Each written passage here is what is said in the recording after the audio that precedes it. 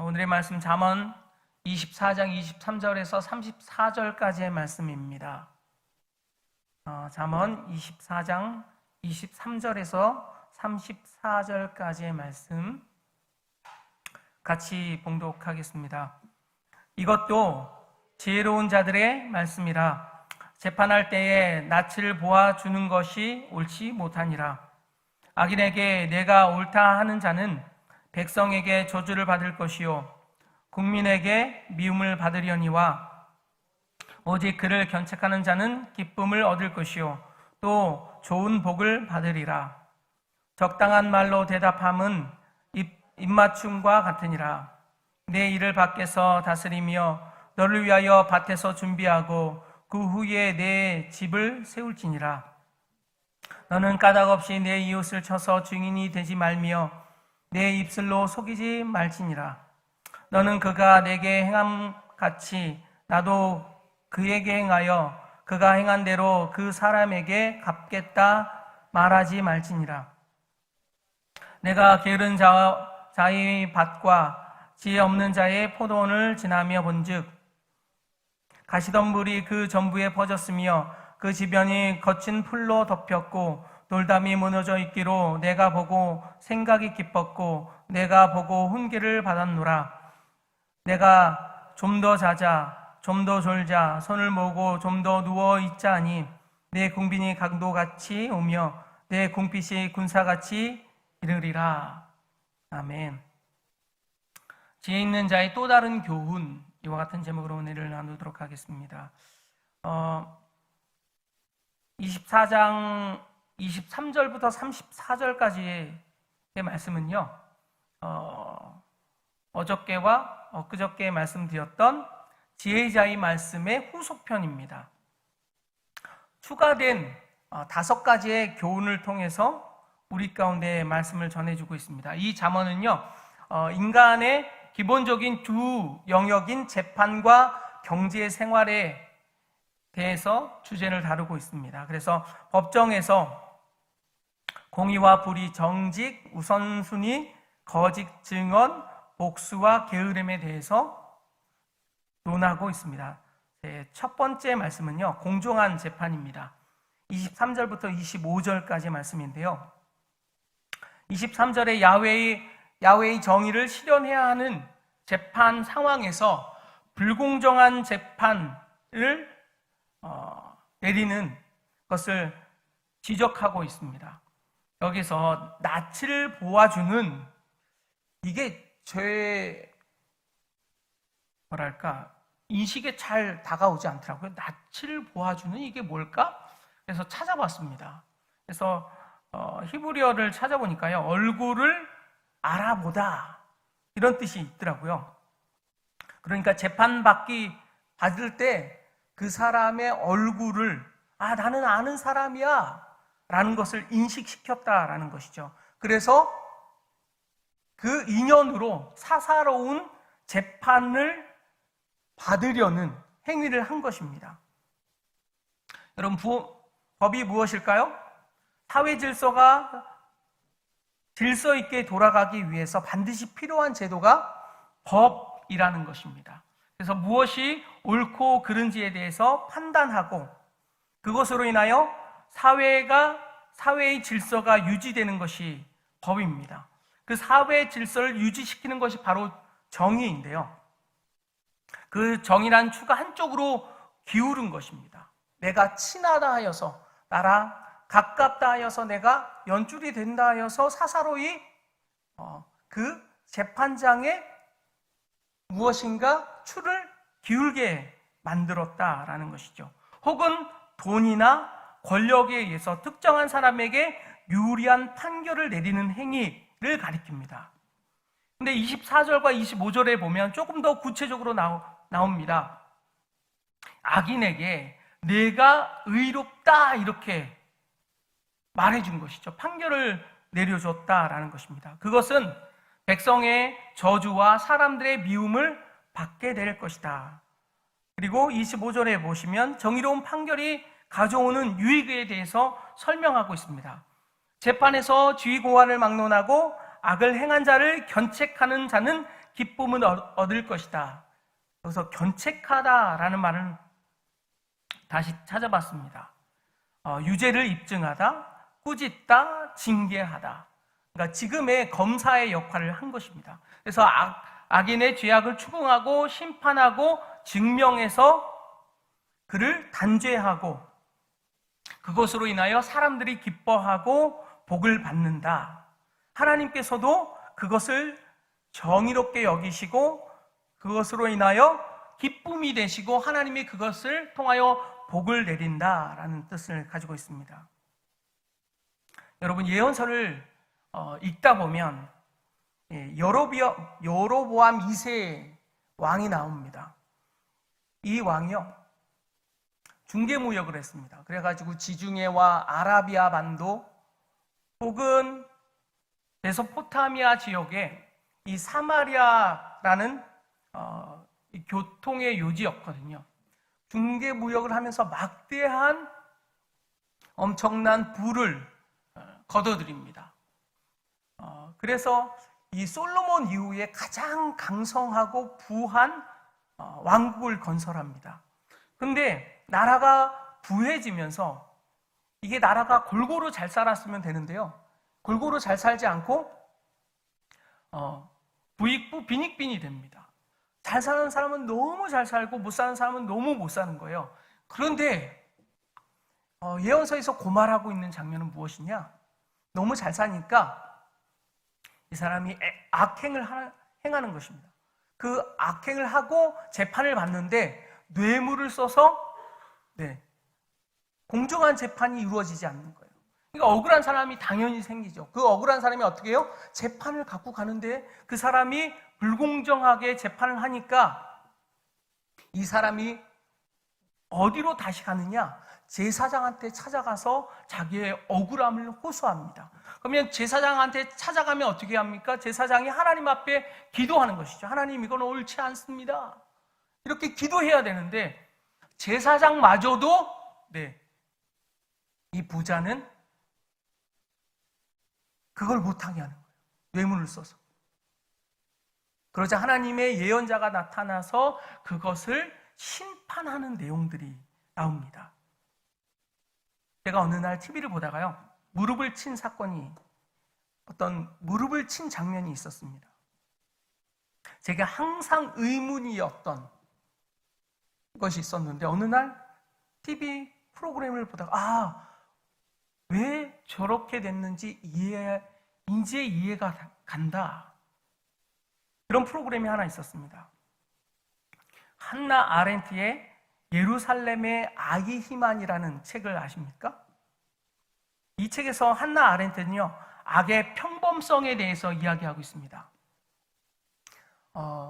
평상시 독일 사람은 그렇게 친절하고 그렇게 세밀하고 그렇게 좋은 사람들인데 왜 유태인들을 600만 명이나 학살하고 전 세계를 발칵 뒤집어 놨을까? 도대체 이해가 되지 않는다라는 것이죠. 여러분, 마치 일본 사람이 가면 엄청나게 친절한데 우리한테는 왼수잖아요. 그죠? 근데 알 수가 없는 거예요. 그렇게 친절했던 사람이 왜 저렇게 악마가 됐는가? 그래서 이 아이히만 재판을 한나 아렌트가 기사를 쓰면서 유명해졌던 책인데요. 이 사람은 재판을 받으면서 어떤 사람이었느냐? 독일의 공무원이었는데 이 사람이 나중에 히틀러가 총통으로 이제 등극을 하자 공무원에서 이제 이 직업이 바뀌는데 이 사람이 무엇을 했느냐? 중령이었는데요. 많은 사람을 가스실을 개발해서 많은 사람을 600만 명을 학살하는, 죽이는 결정적인 역할을 합니다. 이 사람이 나중에 아르헨티나로 도망갔어요. 그를 이스라엘의 모사트라는 유명한 특공부대가 있거든요. 이 사람을 납치해 와요. 그래서 예루살렘에서 재판을 합니다. 그런데 이 사람은 처음부터 끝까지 주장합니다. 나는 독일의 평범한 공무원이었고 그 공무원 신분으로서 열심히 일했을 뿐이다. 그래서 조금 더 효과적으로 일을 잘하기 위해서 가스실을 만들었을 뿐이다. 나는 국가에서 시켜서 그 일을 잘하려고 하는 노력했을 뿐이다. 시종일관 주장합니다. 이 책에서요, 한나 아렌트는 악의 평범성을 주장합니다. 이 사람이 갑자기 이렇게 된 것은 처음부터 악했기 때문이 아니라 이 사람은 생각하지 않는 죄를 지었기 때문이다 라고 주장했다라는 것입니다. 무엇인가 권위 앞에 복종하는 것, 공무원을 일 시키면 하니까 자기는 일을 시켜서 그냥 했을 뿐이라는 거예요. 그런데 이것을 지적합니다. 한나 아렌트는 너는 생각하지 않았다라는 거예요. 그것이 죄인지 그 양심에 물어보지 않았다라는 것이죠. 그러면서 제가 무릎을 쳤던 사건이 있었습니다. 이와 같이 우리는 늘 깨어 있어야 합니다. 이것이 공정한 재판이 되는지, 이 말이 정말로 옳은 말인지 늘 깨어 있어야 되는데 그렇지 않았다라는, 하나님은 그것을 악함이다라고 지적했다라는 것이죠.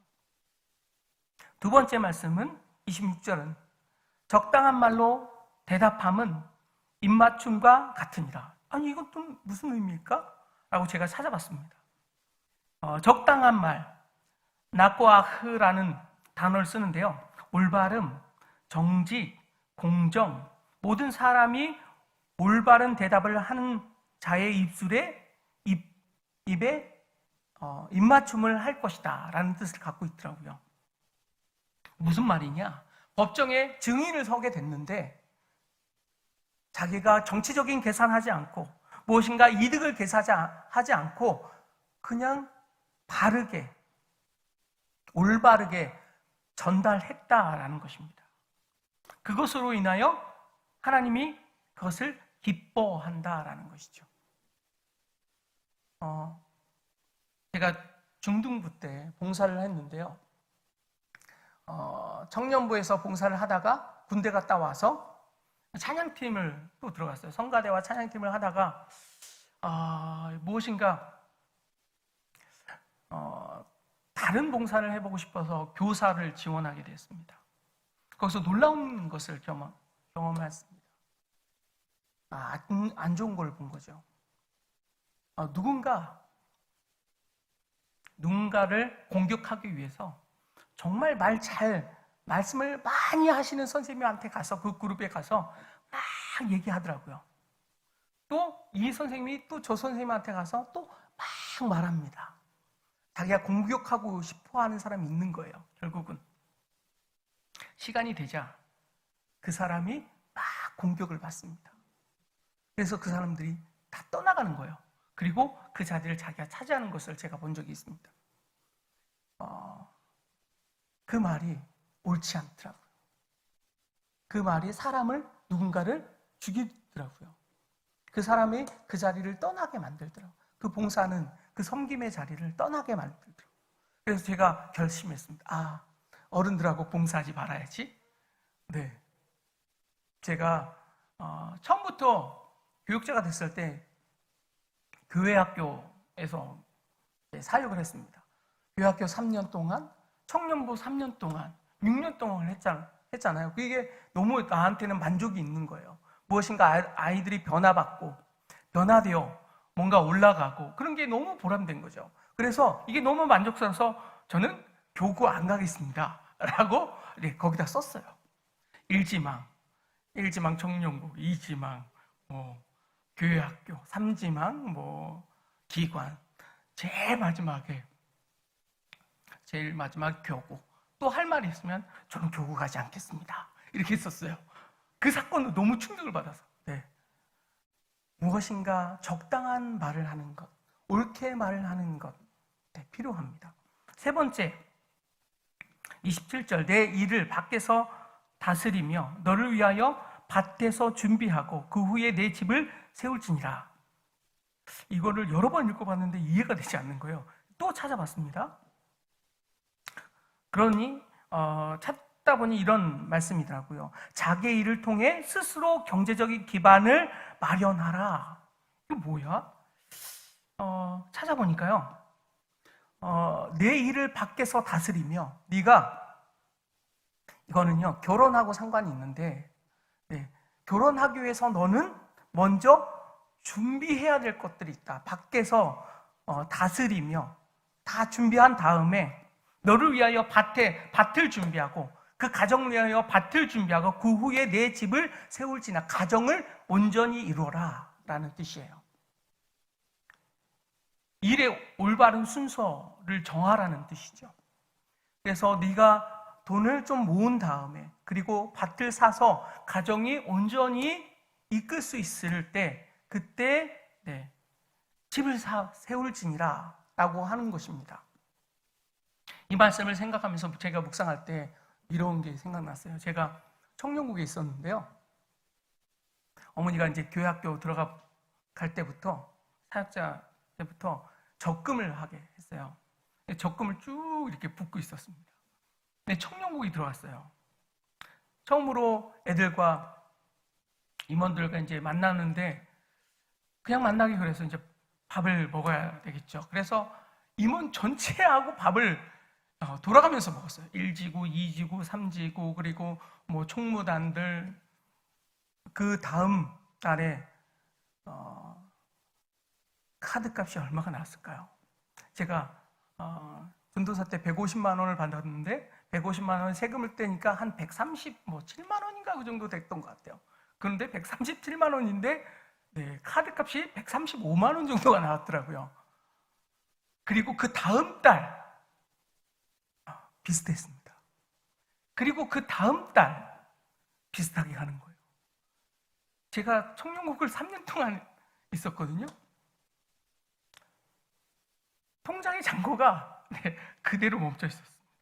나중에 결혼할 때 청년국의 거의 마지막 해에 가을에 결혼하는데 야, 너 통장에 왜 적금이 왜 어떻게 된 거야 이게? 그리고 난 다음에 교구 발령이 났습니다. 옛날 쓰임새가 100만 원 정도를 들어가는 거예요. 청년국 때 애들과 같이 밥 사 먹어야 되고 그리고 한 총무가 되게 어려운 총무가 있었거든요. 근데 그 여자친구는 더 어려워요. 국민대학교를 다니는데 밥을 한 끼를 먹어요.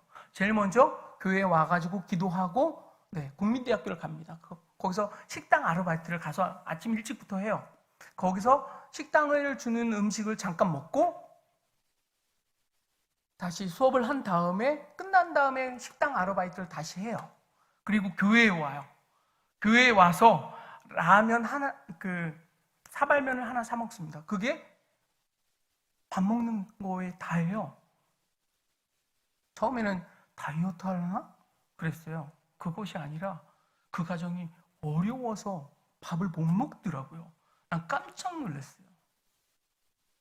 근데 그 총무, 남자 총무가 그런 거예요. 그 여자친구 옆에 있는데 전도사님 저는요 제 여자친구한테 고기 사주는 사람이 제일 좋습니다. 그러는 거예요. 그래서 내가 밥 먹고 왔는데 방금 밥 먹고 왔는데 야 가자 배고프다.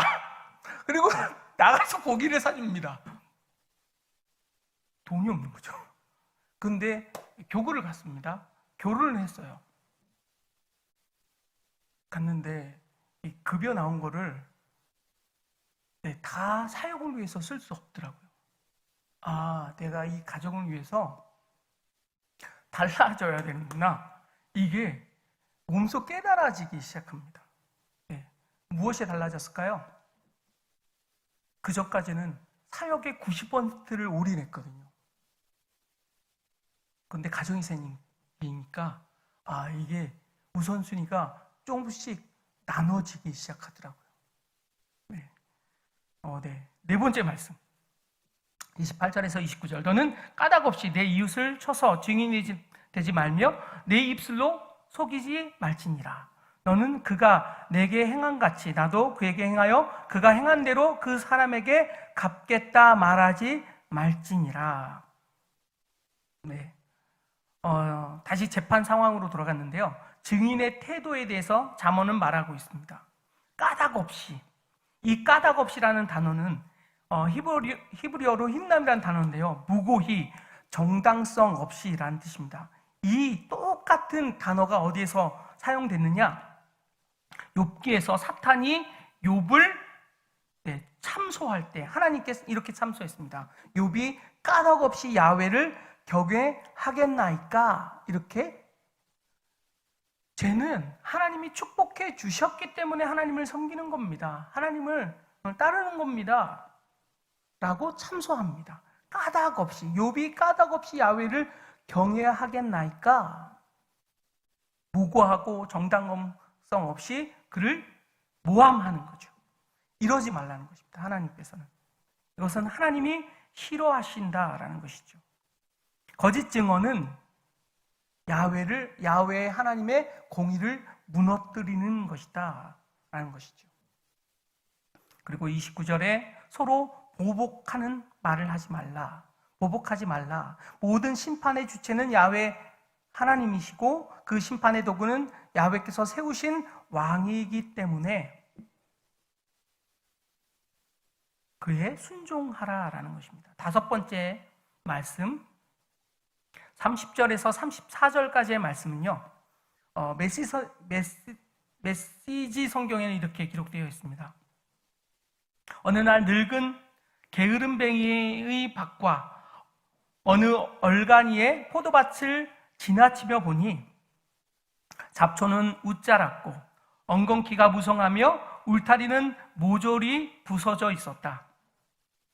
나는 그 모습을 오랫동안 쳐다보면서 내가 본 것에 대해 생각했다. 밭이 내게 설교하고 있었고 나는 귀를 기울였다. 여기서도 자고 저기서도 자자. 여기서도 하루 쉬고 저기서도 하루 쉬자. 편히 앉아 느긋하게 쉬자 하면 무슨 일이 닥치는지 아느냐? 바랄 것은 단 하나, 찢어지게 가난한 생활뿐이다. 가난이 내 영원한 식객이 되고 말 것이다. 게으른 종에 대해서, 농부에 대해서 지적하고 있는 것입니다. 게을러서 포도원과 밭을 안 가꾸니까 엉겅퀴와 잡초가 무성하게 자랐다라는 것이죠. 그래서 열매 맺을 수 없는 밭과 포도원이 되었다라는 것입니다.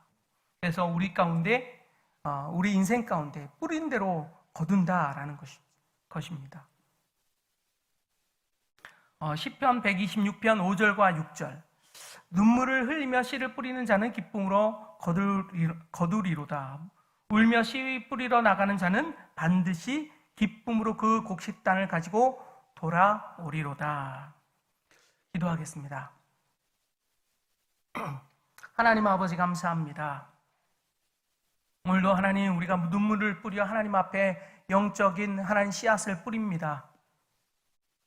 우리가 기도하며 나가는 하나님 그 모든 것 우리가 열매로 거둘 수 있도록 인도하여 주시옵고 오늘 육적인 모든 삶 가운데도 하나님 열심을 내어 씨를 뿌림에 하나님 이들 가운데 기쁨의 단을 거둘 수 있도록 인도하여 주옵소서. 예수님의 이름으로 감사하며 기도하였습니다.